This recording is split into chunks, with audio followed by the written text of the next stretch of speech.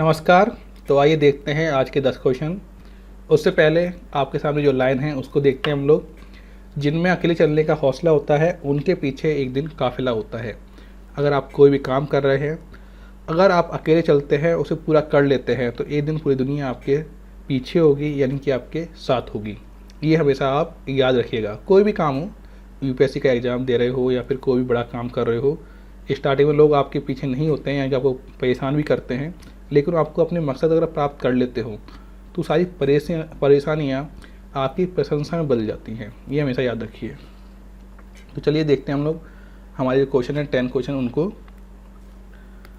तो आपको करना क्या है, पहले आपके सामने क्वेश्चन आएगा, आपको उसका आंसर देना है। अगर सही देते हैं तो बहुत अच्छी बात है, अगर आप गलत देते हैं तो इससे होगा क्या, मैं आपको जो सही आंसर दूंगा वो आपको पता चल जाएगा और आपकी कहाँ गलती हुई है ये आपको पता चलेगा और आप उस क्वेश्चन को लंबे टाइम तक याद रख पाएंगे। तो चलिए स्टार्ट करते हैं। क्या है पहला क्वेश्चन हमारा, which of following are the constitutional provision with regard to enactment of budget, यानी कि बजट के इनेक्टमेंट के लिए कौन से जो ये पॉइंट दे रखे हैं वो सही हैं। तो पहला क्या है, पार्लियामेंट कैन रिड्यूस और abolish tax but can not increase.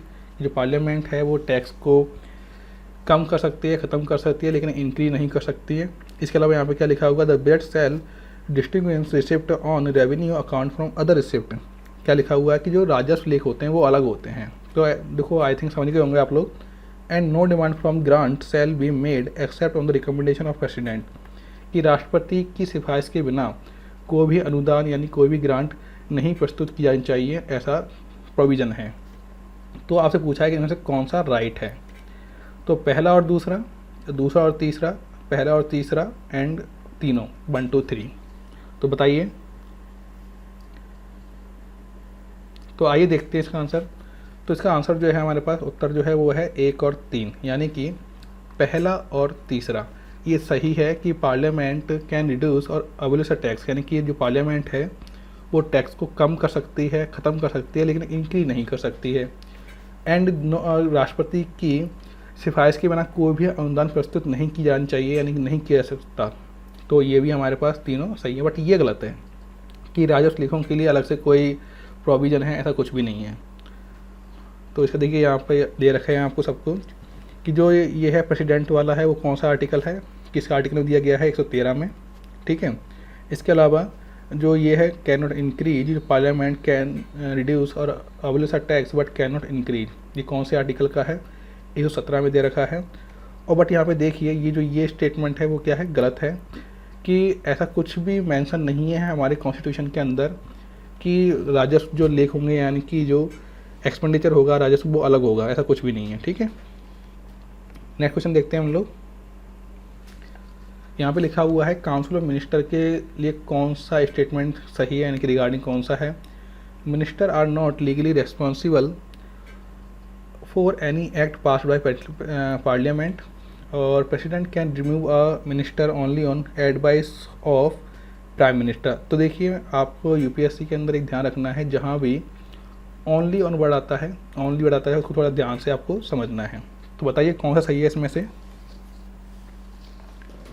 तो देखिए यहाँ पर ये दोनों ही ऑप्शन बिल्कुल राइट हैं कि minister are not legally responsible for any act pass by parliament, कि मंत्री कुछ भी मतलब जैसे लीगली रेस्पॉन्सिबल नहीं है कुछ जब पार्लियामेंट अगर कोई एक्ट पास करती है। इसके अलावा president can remove a minister only on advice prime minister, यानी जो प्रेसिडेंट है मिनिस्टर को तभी रिमूव कर सकता है प्राइम मिनिस्टर की एडवाइस पर। तो ज़रा यहाँ पे देख लीजिए, यहाँ पे लिखा हुआ है ये दोनों स्टेटमेंट, इसे आप पढ़ सकते हैं कि दे रखा है हमारे पास सामने। नेक्स्ट क्वेश्चन देखते हैं हमारे क्या लिखा हुआ है, consider the following statement regarding the cabinet committee, कि कैबिनेट कमेटी के रिगार्डिंग कौन सा स्टेटमेंट यहाँ पर सही है। ठीक है, करेक्ट बोल रहा है यहाँ पर आपसे। They are extra constitutional in nature, कि वही एक्स्ट्रा कॉन्स्टिट्यूशनल नेचर की है। इसके अलावा और क्या लिखा हुआ है, इस्टेब्लिशमेंट और discontinuation of any cabinet committee must be approved by Lok Sabha, कि लोकसभा से क्या होनी चाहिए, वो अप्रूव्ड होनी चाहिए। तो इसमें से कौन सा सही है। तो देखिए यहाँ पर इसमें सही कौन सा है, ओनली वन सही है, ये लोकसभा से अप्रूव नहीं होनी चाहिए। देख लीजिए इसका कोई मतलब ही नहीं होता है लोकसभा का इसके अंदर। ये देखिए यहाँ पे लिखा हुआ है, जो पहला स्टेटमेंट है कि committee are extra constitutional in nature. Okay, तो यानी कि जो फर्स्ट स्टेटमेंट है वो सही है। और ये देखिए इसकी जो अदर्स एक्सप्लेनेशन है वो आप यहाँ से पढ़ सकते हैं। और यहाँ पे देखिए ये साफ साफ ये बोल्ड अक्षरों में लिखा हुआ है, it doesn't require for Lok Sabha approval, कि लोकसभा अप्रूवल की कोई रिक्वायरमेंट नहीं होती है। यानी कि जो सेकंड स्टेटमेंट है वो क्या हो गया, आपका गलत हो गया। देखते हैं हम लोग 4 नंबर क्वेश्चन हमारा। 4 नंबर क्वेश्चन क्या है कि भाई ड्यूरेशन ऑफ पंचायत, यानी कि पंचायत की ड्यूरेशन के लिए कौन सा स्टेटमेंट यहाँ पर सही है। तो पढ़ लेते हैं हम लोग तीनों स्टेटमेंट हमारे। पहला स्टेटमेंट है, the tenure of every panchayat shall be for 5 year from the date of its first meeting, कि फर्स्ट मीटिंग से क्या होती है भाई, 5 साल तक इसकी जो टेन्योर होगा।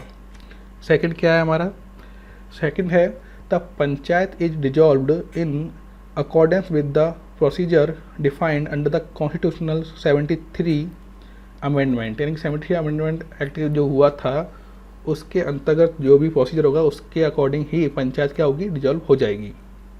थर्ड क्या है हमारे पास, A panchayat reconstitute after premature dissolution shall continue only for the reminder of the term, यानी जैसे मान लीजिए कोई पंचायत बीच में ख़त्म हो जाती है तो उसके बाद अगर वो वापस बनती है पंचायत, यानी जो पंचायत जो भी बनती है तो उसके आगे ही चल पाएगी। जैसे मान लीजिए 2.5 साल का हो गया तो 2.5 साल के बाद ही आगे तक रहेगी, रिमेनिंग जो टाइम होगा उसके अंतर्गत।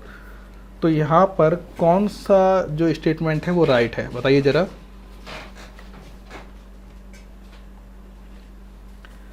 तो देख लीजिए यहाँ पे कौन सा है, यहाँ पर है हमारे पास ओनली बी ऑप्शन, यानी कि फर्स्ट और 3 सही है, ये रॉन्ग है। ठीक है, तो ज़रा इसको देख लेते हैं हम लोग। तो देखिए फर्स्ट स्टेटमेंट सही है कि 73 कॉन्स्टिट्यूशनल अमेंडमेंट एक्ट में बताया गया है कि 5 ईयर का होगा हमारे सामने जब से फर्स्ट मीटिंग होगी तब से। ठीक है, सेकंड देखो क्या कह रहा है यहाँ पर, it can be dissolve before the complete of its term, कि ऐसा नहीं है कि भाई पूरा जो उसका टर्म होगा उसके बाद ही डिजॉल्व होगी, उससे पहले भी ये डिजॉल्व हो सकती है। It can be dissolve earlier in accordance with the procedure prescribed by the state law, कि स्टेट लॉ के अकॉर्डिंग जो लॉ होता है उसके पहले भी ये डिजॉल्व हो जाएगी। और इस देखिए यहाँ पर सब कुछ आपके सामने लिखा हुआ है। और जो हमारा थर्ड स्टेटमेंट है वो भी राइट है, तो ये हमारे पास इसका आंसर हो गया बी ऑप्शन। अब देखते हैं हम लोग 5 number question. In the context of polity who among the following can be termed of parliament executive, कि भाई स्थायी एग्जीक्यूटिव के टर्म में कौन सा यहाँ पे परमानेंट एग्जीक्यूटिव, कि स्थायी कार्यपालिका किसे कहा जाएगा। तो यहाँ पे देखिए ऑप्शन दे रखा है, cabinet of minister, cabinet, president and bureaucracy. तो बताइए किसको कहा जाएगा। तो देखिए यहाँ पर सिंपल सा देखो, स्थायी मतलब क्या समझते हो, स्थायी से देखो, स्थायी काउंसिल मिनिस्टर नहीं हो सकता, कैबिनेट नहीं हो सकता, प्रेसिडेंट भी नहीं हो सकता, क्योंकि ये तो भाई 5-5 साल के लिए होता है। लेकिन जो ब्यूरोक्रेट होते हैं जैसे IAS हो गए, RAS हो गए, ठीक है, तो ये लोग क्या होते हैं, एग्जाम देके जाते हैं, तो ये क्या होते हैं, परमानेंट एग्जीक्यूटिव होते हैं। तो आई थिंक आप समझ में होंगे। तो यहाँ पर जो ऑप्शन है हमारा वो क्या है, हमारे पास डी ऑप्शन है। ये देखिए यहाँ पर आपको पूरा एक्सप्लेनेशन दे रखा है, इसे आप पढ़ सकते हैं। अब आइए हम देखते हैं 6 number question. The power of Rajya Sabha are equal to the Lok Sabha which of for the following matter, किन किन मैटरों के अंदर जो राज्यसभा की पावर है वो लोकसभा के बराबर होती है, आपको ये बताना है। तो पहला है हमारे पास introduction and passage of constitution amendment bill, यानी कि इंट्रोडक्शन करना और पास करना बिल को। Election of vice president and approval of proclamation of all 3 type of emergency. तो बताना है आपको, फर्स्ट है 1 ओनली, बी है फर्स्ट एंड थर्ड ओनली, और सी है 2 ओनली एंड डी है 1, 2, 3 ओनली। तो बताइए। तो देखिए हमारे पास इसका आंसर है डी, यानी कि जो तीनों जो है हमारे मैटर, इसके अंदर राज्यसभा और लोकसभा के पास इक्वल पावर होती है, यानी कि कोई बिल को पास करने के लिए, इलेक्शन ऑफ वाइस प्रेसिडेंट के लिए भी, इसके अलावा approval of proclamation of all 3 type of emergency, उसके लिए भी राज्यसभा और लोकसभा के पास बराबर पावर होती है। तो ये आपको याद रखना है। यहाँ पे देखिए यहाँ पे आपको ये पूरा एक्सप्लेनेशन दे रखा है, तो इसको आप पढ़ सकते हैं कि भाई कैसे क्या होता है प्रोसेस। यहाँ पे आपको समझाने बैठूंगा तो ये काफ़ी लंबा हो जाएगा आपके लिए। देखो यहाँ पर समझो कि जो ये बोर्ड लिखा हुआ है उसे समझ लीजिए कि राष्ट्रपति द्वारा तीनों प्रकार के आपातकालों की उद्घोषणा की स्वीकृति प्रदान करना है। ठीक है, ये हो गए तीनों। यहाँ पे देखिए प्रेसिडेंट का ये हो गया, ये है और ये भी है। अब हम देखते हैं हमारा 7 नंबर का क्वेश्चन क्या लिखा है यहाँ पर। यहाँ पे आपको एक पैसेज दे रखा है जिसमें आपको बताना है कि किसके लिए रेफर्ड है, यानी कि जो यहाँ पे दे रखे हैं किसके लिए रेफर्ड है। क्या है वो देखो passage, it refer to terminating of sitting of a house without naming a day for reassembly. तो देखो इस वर्ड से आप समझ गए होंगे कि नेमिंग डे ऑफ रीअसेंबली, यानी कि कोई दिन निश्चित नहीं है। अगर एक बार जो सिटिंग है वो टर्मिनेट कर दी जाती है, उसके बाद आपको कोई डेट नहीं दी गई है कि कब वापस इसको रीअसेंबली होगी। This power lies with the presiding officer of the house. The presiding officer can still call a sitting of the house even after exercising the power. तो आपको बताना है कि कौन सा है, इसको क्या कहेंगे हम लोग। ये एडजर्नमेंट कहेंगे, डिजोल्यूशन कहेंगे, प्रोग्रेशन कहेंगे, या फिर एडजर्नमेंट साइन डाई कहेंगे। इसका मतलब क्या होता है, अनिश्चित काल के लिए स्थगन। तो देखिए अगर आपको इसका मीनिंग पता है तो आप समझ गए होंगे कि हम किसकी बात कर रहे हैं। अगर आप इंग्लिश नहीं समझ पा रहे तो हिंदी समझ गए होंगे। तो यहाँ पर क्या होगा, ये हो गया हमारे पास डी ऑप्शन। ठीक है, तो यहाँ पे देखिए आपको इसका मीनिंग समझा रखा है। जो मैंने आपको जो फर्स्ट लाइन दे रखी है उसको बताया था आपको कि कोई फिक्स पीरियड नहीं होता है, सिटिंग को टर्मिनेट कर दिया जाता है कि और पता नहीं है कि नेक्स्ट सिटिंग कब होगी। तो इसको हम क्या करेंगे, एडजर्नमेंट साइन डाई, यानी कि एक तरीके से रुक गई है। और आपको और इसे पढ़ना तो यहाँ पे सबको लिखा हुआ है। 8 नंबर का क्वेश्चन लिख क्या है, which of following veto power are available in president of India, कि प्रेसिडेंट ऑफ इंडिया के पास कौन सी वीटो पावर है। यहाँ पे देखिए 4 दे रखी हैं आपको, absolute veto, qualified veto, suspension veto और पॉकेट वीटो। तो आपके पास ये दे रखा है 1 2 3 2 3 4 एंड 1 3 4 एंड 1 2 4। कौन सा सही है बताइए ज़रा। तो देखिए हमारे पास, जैसे कि आपने अगर पहले पढ़ा हो कि हमारे पास जो राष्ट्रपति के पास 3 ही पावर होती हैं। कौन कौन सी होती हैं, एब्सोल्यूट वीटो की होती है, सस्पेंशन की होती है, पॉकेट वीटो की होती है। जो ये क्वालिफाइड वीटो ये हमारे इंडिया के प्रेसिडेंट के पास नहीं है, यूएस के प्रेसिडेंट के पास होती है ये पावर। ठीक है, तो यानी कि हमारे पास जो ऑप्शन हो गया वो कौन सा हो गया, यहाँ पर हमारे पास सी ऑप्शन हो गया। Okay, 1 3 and 4, 1 3 and 4। इसकी देखिए एक्सप्लेनेशन यहाँ पर दे रखी है आपके सामने। आप समझ सकते हो कि एब्सोल्यूट वीटो क्या होता है, ठीक है, क्वालिफाइंग वीटो क्या होता है, सस्पेंशन वीटो क्या होता है और पॉकेट वीटो क्या होता है। यहाँ पे आप पढ़ सकते हैं। ठीक है, और उसके बाद आप देख लीजिएगा। नेक्स्ट हम लोग आगे बात करते हैं।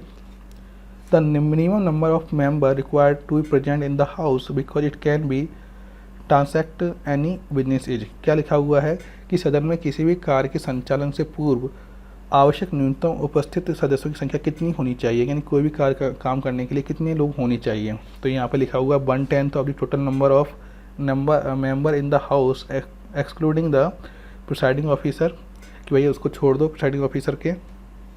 ठीक है, और 1/10 of the total number of member of the house excluding the nominate member of the house. ठीक है, और 1/8 of the total number of member in the house including presiding officer and 1/10 of the total number of member in the house including presiding officer. तो बताइए कौन सा इसका answer है। तो इसका आंसर आपके सामने शायद हमारे पास है डी ऑप्शन। क्या है हमारे पास, डी। देख लेते हैं यहाँ पे देखिए। तो यहाँ पे डी ऑप्शन सही है कि 1/10 होना चाहिए total number of member in each house including the presiding officer. तो याद रखना कि प्रिसाइडिंग ऑफिसर के साथ 1/10 है। ठीक है, तो यहाँ पे आपको ये दे रखा है पूरा। तो चलिए आप देखते हैं हम लोग 10 नंबर का क्वेश्चन क्या लिखा हुआ है। Which of following can we consider as the discretionary power of president, कि प्रेसिडेंट की कौन कौन सी डिस्क्रिशनरी पावर है। तो फर्स्ट है, president can ask the council of minister to reconsideration the advice given to him. He can refuse to give assess to ordinary bill passed by the parliament and appointment of prime minister in case of hung assembly. तो आपके सामने रखा है 1 2 3 only, 2 3 and 1 2 3। कौन सा इसका सही answer है बताइए। तो हमारे पास जो ऑप्शन है हमारे पास डी ऑप्शन सही है, यानी कि तीनों केस में प्रेसिडेंट के पास पावर होती है। फर्स्ट, लेकिन जो फर्स्ट है कि यानी कि जो वापस काउंसिल को भेज सकता है, लेकिन काउंसिल मतलब विचार के लिए भेज सकता है, लेकिन काउंसिल उसी को वापस भेज सकती है। जैसे मान लीजिए कोई बिल है जिसे राष्ट्रपति भेजता है कि भाई ये बिल देश के लिए सही नहीं है या फिर इसमें कुछ प्रॉब्लम है, त्रुटि है, तो उसको भेजेगा, ठीक है, काउंसिल को, लेकिन काउंसिल उस बिल को वापस भेज देती है। और उस केस में जो प्रेसिडेंट है वो बाध्य हो जाएगा, यानी कि वो उस टाइम उसके बाद बाउंड है उसको पास करने के लिए। देखो यहाँ पे लिखा हुआ है president bound then he bound by the advice, कि अगर वापस आई गई है तो प्रेसिडेंट को उसे पास करना ही पड़ेगा, ठीक है। तो ये इसका एक ड्रॉबैक भी है कि प्रेसिडेंट की थोड़ी पावर यहाँ पे कम हो जाती है। लेकिन और दोनों स्टेटमेंट आप यहाँ पे देख सकते हैं, तीनों मतलब करेक्ट है तीनों स्टेटमेंट, इनको आप थोड़ा समझ लीजिएगा। इसमें हिंदी भी दे रखा है आपके सामने यहाँ पर, तो आप इसको समझ सकते हैं। तो चलिए आज की क्लास हो गई है। अभी देखिए क्लास स्टार्ट ही हुई है, हम कोशिश कर रहे हैं कि डेली आपके पास 10 क्वेश्चन मिलते रहें, जिससे कि आपकी जो प्रिपरेशन है उसको थोड़ा हेल्प मिल जाए हमारी तरफ से। अभी इसको स्टार्ट किया है, कोई गलती होती है तो बताइएगा, उसको हम दूर करेंगे। And thank you very much देखने के लिए। और इसमें थोड़ा इम्प्रूवमेंट करें, धीरे धीरे इसका इम्प्रूवमेंट हो जाएगा और बिल्कुल आपको ये 1 नंबर का वीडियो मिलेगा जिसको आपको देख कर ज़रूर हेल्प मिलेगी आपको अपने आपके एग्ज़ाम में।